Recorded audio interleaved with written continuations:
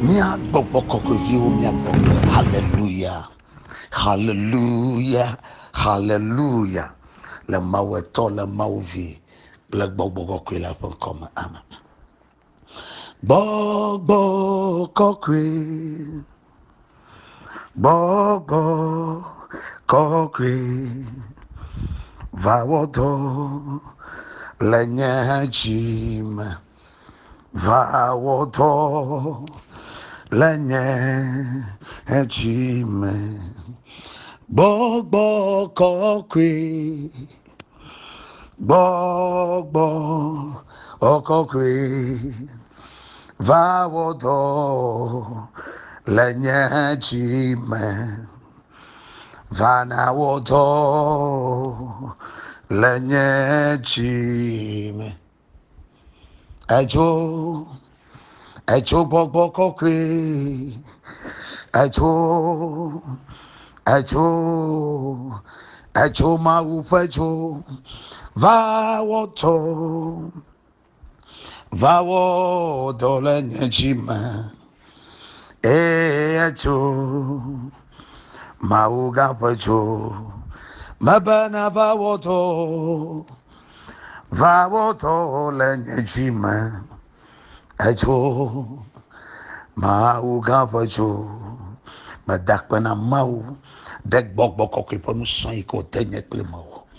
madakpana mau be mi chomola so son le chopon ke vai madakpana mau de wagbeta alaba potopon chiko kwila esogbole miaji e atanya mau madakpono toke de lolo manyak bleke nega chona mi le egbe fan ke kala malata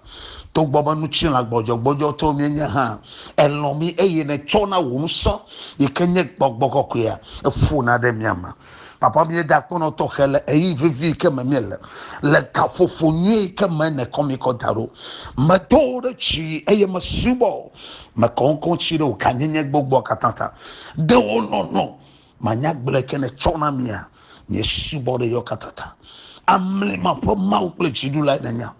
the la Yesu Kristo e chena kpedata madak no tohe de onu nyolata de onu gayo katana wona ba edonya khora ko yambe miela yemire chicho pomle nu sianu womla gbogbo kwe ye tore chi e mi yiro tohe ba elobe avamia gbo elemia chiramdo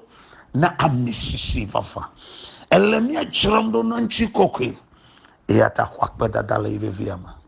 le Yesu Kristo bankama do vilolo to mi dakpena mawulo e chopan ke vai ikele nye fida e mi chemia pa asoli soson gbogbo kokwe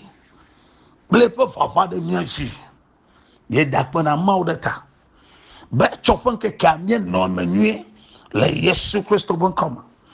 fofola ba mi atrode yenu mi adonko fi kemi gecho alebe nu ikemi nyena ya ne mi azu enuma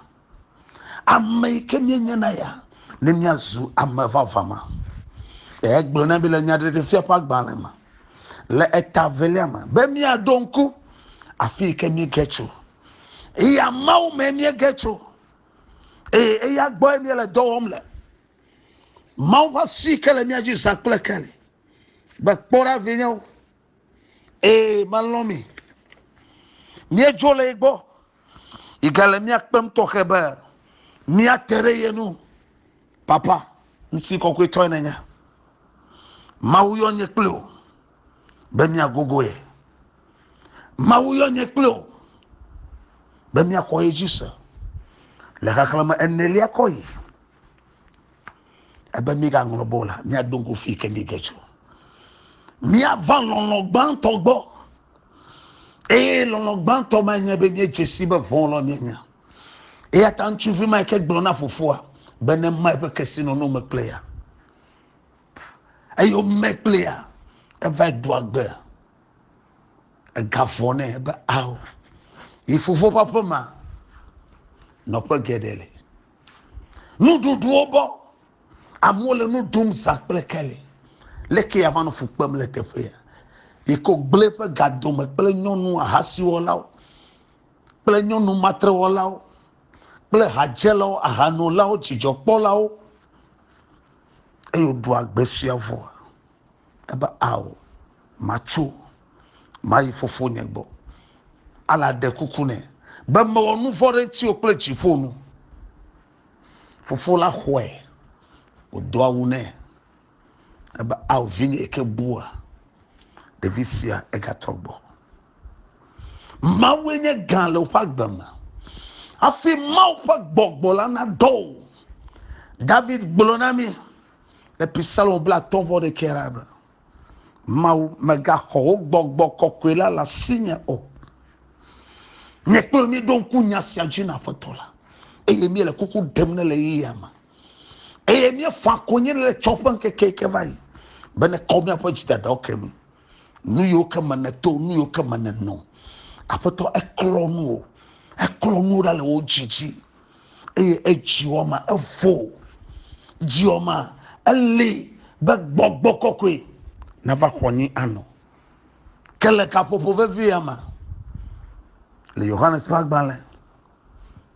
19 tso xexlẽme siawo le gbɔgblɔ na mi be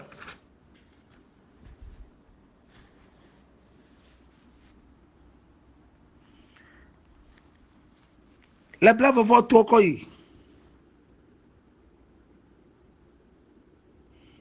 Aƒetɔ la be kpɔ ɖa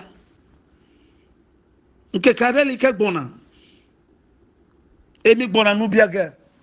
elabe yi ke le mia gbɔa mi mebia naneke yi kpɔ ake ne yi va tso le mia gbɔ miava bia nu to yi dzi elabe fofo la elɔ mi eye wòakɔ enu akɔ na mi yi le gbɔgblɔm be miabia nu eye miaƒe dzidzɔ nayɔ agbago. Fofo yi ke lɔa mia akɔ nu geɖewo na mi. Yesu be me ye gale nu bia ge ɖe mia nu ke mio miabia nu to yi dzi.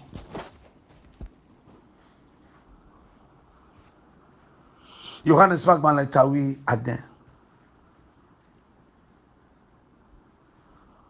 tso blave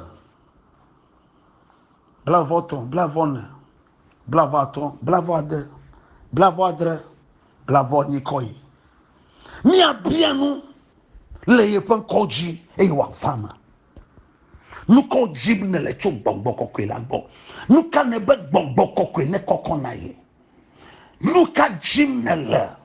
menya be ehia dɔyɔyɔ ehia katutu ehia blɔɖe ehia lãmesɔ ehe ŋuti kɔkɔe ehia gbeƒã ɖeɖe Mawu ƒe nya ehia gadzidzi ehia gbedodoɖa ehia nutsitsidɔ mawunya xexlẽ etoɖoɖo Mawu ƒe nya xɔse vavã ehia yawo katã elebe ne xɔse le asiwòa ato wɔ nu sia me ne da asi le ɖokui dzi na Mawu ƒe gbɔgbɔ eye wòɖɔa awɔ nukunu geɖe le wò agbe me eye edzrɔ̃na ame ɖo ebe kpɔ ɖe yina ɖe fofo la gbɔ la miabia nu ato ye dzi elabe mebia naneke to ye dzi kpɔ gake ne dzo le mia gbɔa mi nu bia ge miabia